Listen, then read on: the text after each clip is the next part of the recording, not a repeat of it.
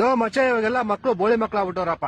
ಓದೋದು ಬರೀ ಅದೇನು ಮಾಡೋದೇ ಇಲ್ಲ. ನಮ್ ತಾತ ಮುತ್ತಾತನ ಕಾಲದಲ್ಲೆಲ್ಲ ನದಿ ಬೆಟ್ಟ ಗುಡ್ಡ ಎಲ್ಲ ದಾಟ್ಕೊಂಡು ಹೋಗಿ ಓದ್ಕೊಂಬತ್ತಾ ಇದ್ರು. ಓ ಮಚ್ಚ ಎಲ್ಲೋ ನಮ್ ಮುತ್ತಾತ ಗುಡುಗು ಮಿಂಚು ಬತ್ತಿತ್ತಲ್ಲ ಅದ್ರಲ್ಲೇ 2-3 ಚಾಪ್ಟರ್ ಓದ್ಬಿಡೋರು. ಓ ಮಚ್ಚ ನಮ್ ತಾತ ರಾತ್ರಿ ಹೊತ್ತು ಬೆಕ್ಕಣ್ಣು ಉಳಿಯುತ್ತೆ ಗೊತ್ತಾ ಪಳ ಪಳ ಅಂತ ಅದ್ರಿಂದ ಓದ್ಕಂತಿದ್ರು. ಲೋ ಮ್ಯಾಮ್ ನಮ್ ತಾತ ನೋಡ್ರಿ ಅಕ್ಕ ಪಕ್ಕ ಮನೆಯವರೆಲ್ಲ ಉರ್ಕೊಳ್ಳೋರು. ನಮ್ ತಾತ ಆ ಬೆಳ್ಕಳೆ ಓದ್ಕೊಂಡ್ಬಿಡೋರು.